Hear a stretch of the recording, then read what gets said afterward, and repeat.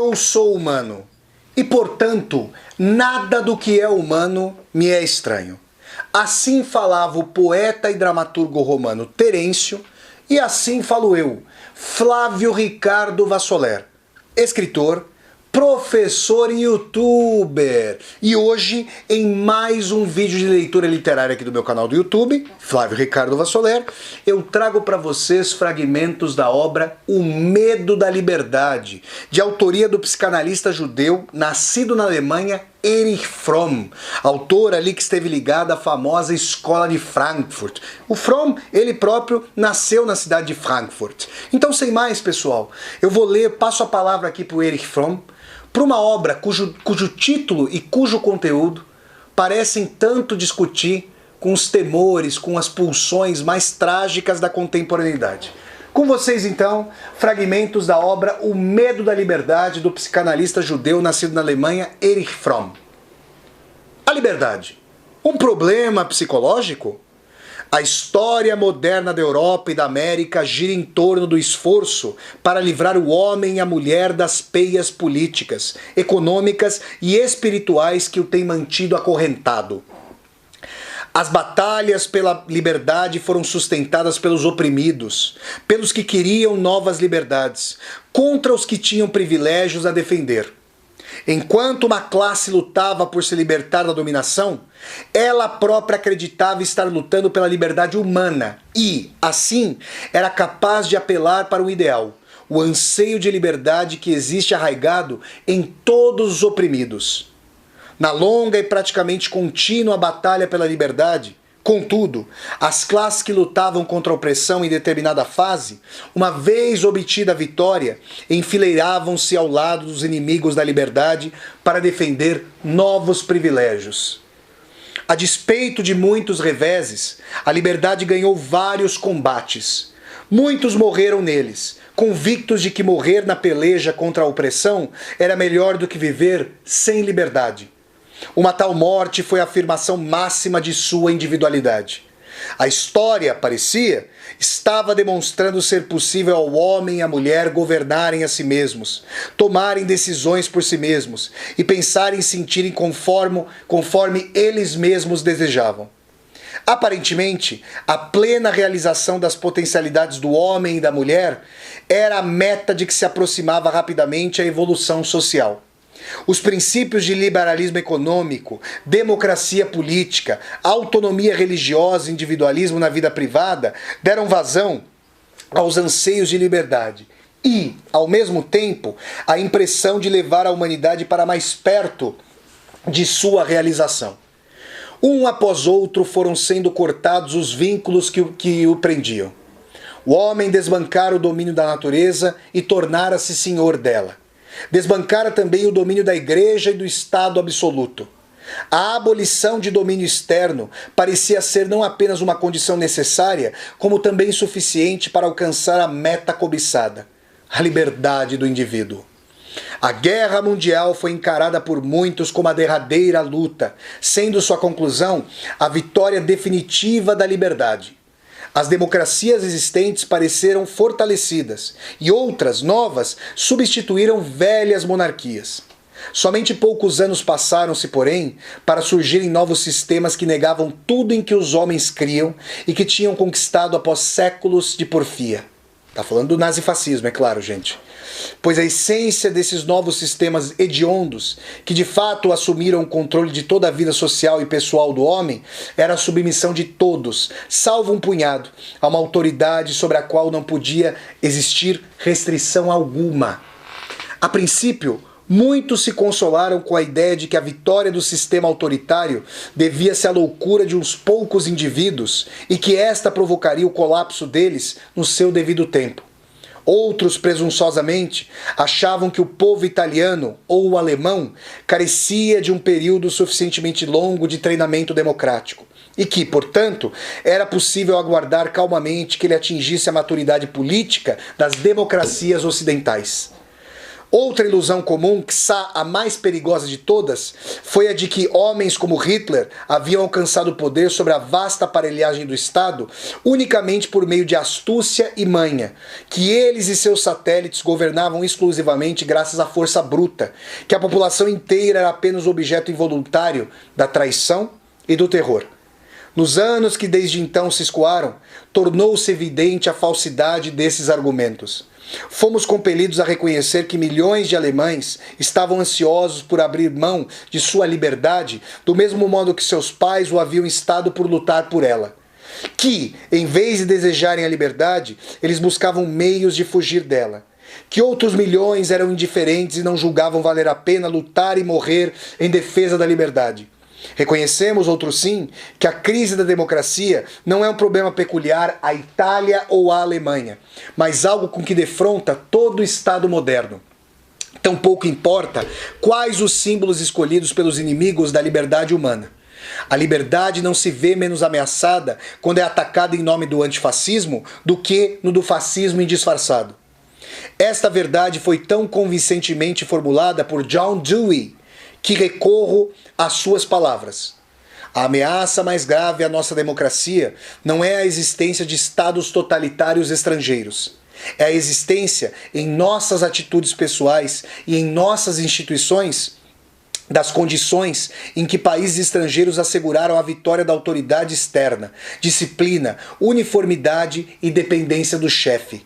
O campo de batalha, por isso, também se acha aqui, dentro de nós mesmos e de nossas instituições. Se quisermos combater o horror do racismo, é mister que o compreendamos. Desejos preconcebidos em nada nos auxiliarão. E declamar fórmulas otimistas mostrar-se-á tão inadequado e inútil quanto o ritual de uma dança indiana implorando chuvas.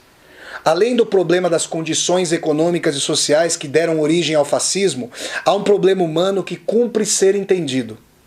É finalidade desse livro analisar os fatores dinâmicos da estrutura do caráter do homem moderno que o levaram a querer desistir da liberdade nos países fascistas e que predominam de forma tão generalizada entre milhões de nossa própria gente. São estas as perguntas principais que se impõem quando contemplamos o aspecto humano da liberdade, a ânsia da submissão e a sede de poder. Que é a liberdade como experiência humana? É o desejo de liberdade algo inerente à natureza humana? É uma experiência idêntica, independente do tipo de cultura em que a pessoa vive, ou difere de acordo com o grau de individualismo atingido em uma determinada sociedade? É a liberdade apenas a ausência de pressão externa ou é também a presença de algo? E, em caso afirmativo, de quê? Quais são os fatores sociais e econômicos da sociedade que contribuem para o anelo, para o anseio por liberdade? Pode a liberdade tornar-se um fardo por demais pesado para o homem e a mulher suportarem? Algo que de que eles procurem escapar? Por que então a liberdade é para muitos um objetivo cobiçado e para outros uma ameaça? Não haverá igualmente, além de um desejo inato de liberdade, uma aspiração instintiva à submissão? Se não há, como podemos explicar a atração que muitos encontram hoje na submissão a um chefe? A submissão é sempre a uma autoridade manifesta ou há também a submissão a autoridades interiorizadas, como o dever ou a consciência, a compulsões interiores ou a autoridades anônimas, como a opinião pública?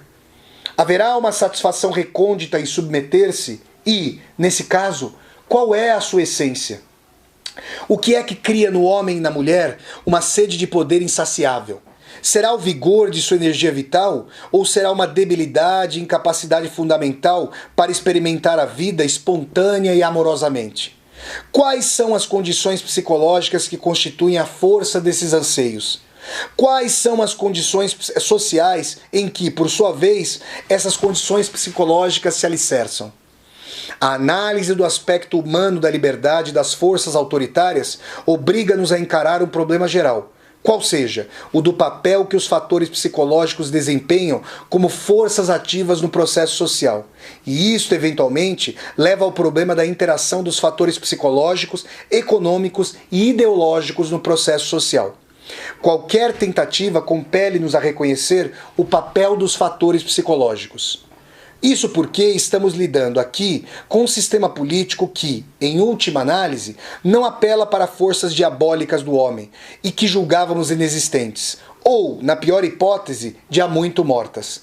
A imagem familiar do homem e da mulher nos últimos séculos era a de seres racionais cujas ações eram determinadas por seus interesses próprios e pela capacidade para agir em conformidade com eles.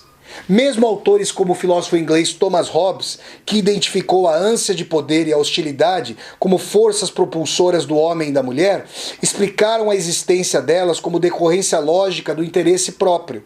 Já que os homens e as mulheres são iguais, e como tais têm o mesmo desejo de felicidade, e que não há riquezas suficientes para satisfazer a todos e a todas no mesmo grau, eles necessariamente se combatem uns aos outros e querem poder assegurar-lhes a continuidade de suas posses atuais.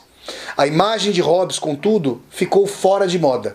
Quanto maior foi o sucesso da classe média em demolir o poderio dos antigos governantes políticos ou religiosos, bem como dos homens e das mulheres em dominar a natureza, pelo que milhões de homens e mulheres se tornaram economicamente independentes, tanto mais que se passou a acreditar em um mundo racional, e no homem e na mulher como seres essencialmente racionais. As forças obscuras e diabólicas da natureza humana foram relegadas para a Idade Média e para períodos históricos ainda mais remotos, e foram explicadas pela falta de conhecimento ou pelas tramas astutas de reis e sacerdotes cavilosos. A gente voltava os olhos para esses períodos como se poderia fazer como um vulcão que desde longo tempo deixou de constituir uma ameaça. Sentia-se segurança e confiança em que as realizações da democracia moderna tinham exterminado todas as forças sinistras. O mundo parecia brilhante e seguro, como as ruas bem iluminadas de uma cidade moderna. Supunha-se que as guerras fossem as derradeiras relíquias dos tempos antigos e que precisava apenas de mais uma para pôr fim à guerra. As crises econômicas eram consideradas meros acidentes, muito embora continuassem a ocorrer com certa regularidade. Quando o fascismo subiu ao poder, a maioria das pessoas estava despreparada, tanto teórica quanto praticamente. Elas não foram capazes de crer que o homem e a mulher pudessem exibir aquelas propensões para o mal, aquela ânsia para o poder, aquele desprezo pelos direitos dos fracos ou aquele anseio de submissão. Só uns poucos se haviam dado conta do ribombo do vulcão que precedeu a erupção. Nietzsche havia perturbado o otimismo enfatuado do século XIX. O mesmo fez Marx, de maneira diferente. Outro alerta viera, um tanto mais tarde, de Sigmund Freud. Com efeito, ele e a maioria de seus discípulos só tinham uma noção bastante ingênua do que se passa na sociedade, e a maior parte de suas aspirações da psicologia a problemas sociais foram explicações ilusórias. Todavia, ao dedicar seus interesses aos fenômenos dos distúrbios emocionais e mentais do indivíduo, ele conduziu-nos até o topo do vulcão e nos fez olhar para dentro da cratera fervente. Freud foi mais além do que qualquer outro predecessor no atentar para a observação e análise das forças irracionais e inconscientes que determinam certas partes do comportamento humano. Ele e seus seguidores da psicologia moderna não só desvendaram um setor irracional e inconsciente da natureza humana, cuja existência tinha sido negligenciada pelo racionalismo moderno. Ele também mostrou que esses fenômenos irracionais obedeciam a certas leis, podendo ser, por conseguinte, entendidos racionalmente. Ensinou-nos a compreender a linguagem dos sonhos e os sintomas somáticos, assim como as irracionalidades do comportamento humano. Descobriu que essas irracionalidades, tanto quanto toda a estrutura do caráter de um indivíduo, eram reações às influências exercidas pelo mundo exterior e particularmente as ocorridas durante a primeira infância. Sem embargo, Freud estava tão imbuído do espírito de sua cultura que não pôde ultrapassar certos limites para essa cultura fixados. Esses limites mesmos tornaram-se limitações à sua compreensão do indivíduo doente. Impediram Freud de compreender o indivíduo normal e os fenômenos irracionais que agem na vida social. Visto que esse livro ressalta o papel dos fatores psicológicos no conjunto do processo social, e visto que essa análise se baseia em alguns dos descobrimentos fundamentais de Freud, particularmente os referentes à atuação das forças inconscientes no caráter do homem e da mulher e a dependência em que eles se acham de influências externas, penso que será útil ao leitor e à leitora conhecer desde logo alguns dos princípios gerais de nossa maneira de encarar tais assuntos, bem como as principais diferenças entre elas e as concepções freudianas clássicas. Freud aceitou a crença tradicional em uma dicotomia básica entre homem e sociedade, tanto quanto a doutrina tradicional da maldade da natureza humana. O homem e a mulher, para Freud, são fundamentalmente antissociais. A sociedade tem de domesticá-los, permitindo-lhes certa satisfação direta de impulsos biológicos e, portanto, inextirpáveis. Geralmente, porém, a sociedade precisa apurar e sagazmente refrear os impulsos básicos do homem e da mulher. Em consequência dessa supressão de impulsos naturais pela sociedade, algo de miraculoso se dá. As tendências suprimidas convertem-se em anseios valorizados culturalmente e, assim, tornam-se a base da cultura humana.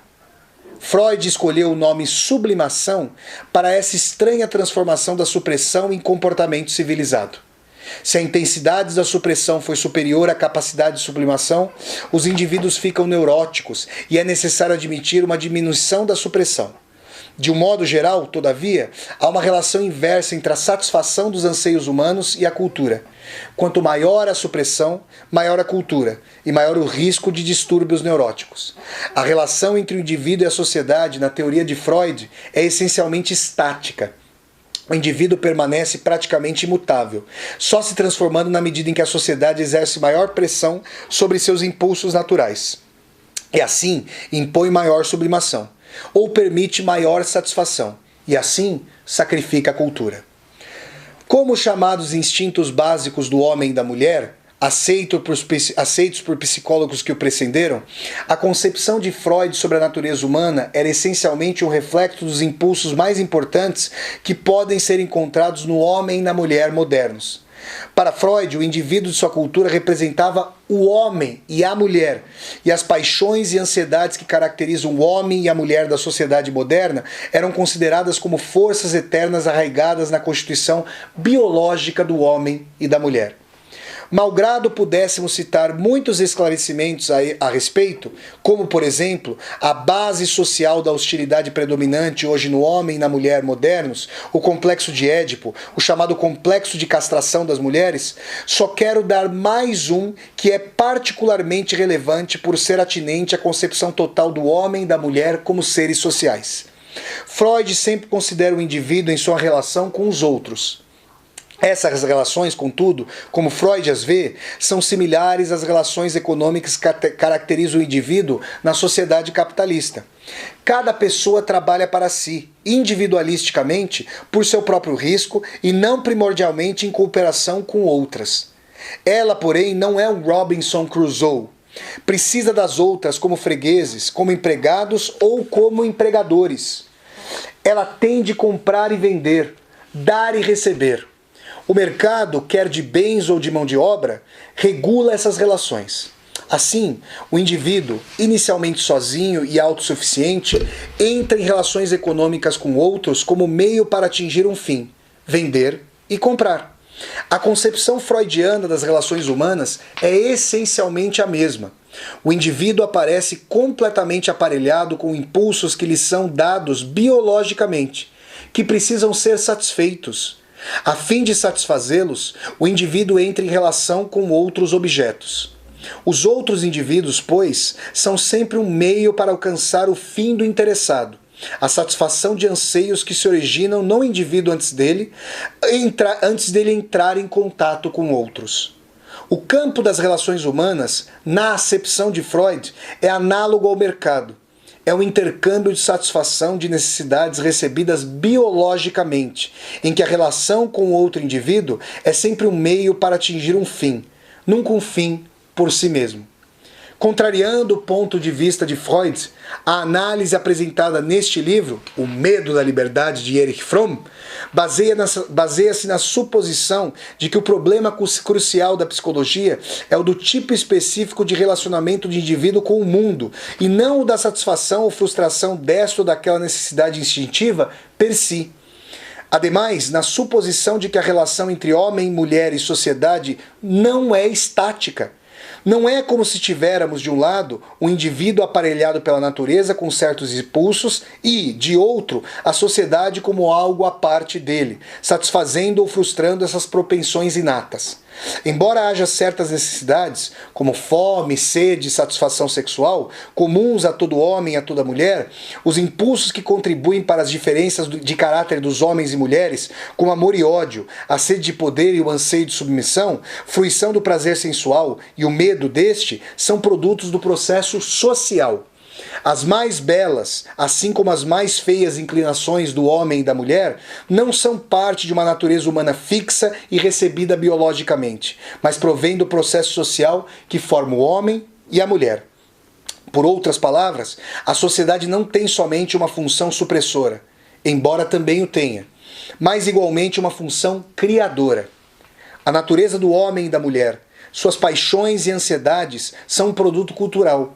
De fato, o homem e a mulher, mesmos, são a mais importante criação e realização da continuidade do esforço humano, a cujo registro damos o nome de história. É justamente missão da psicologia social compreender esse processo da criação do homem e da mulher na história.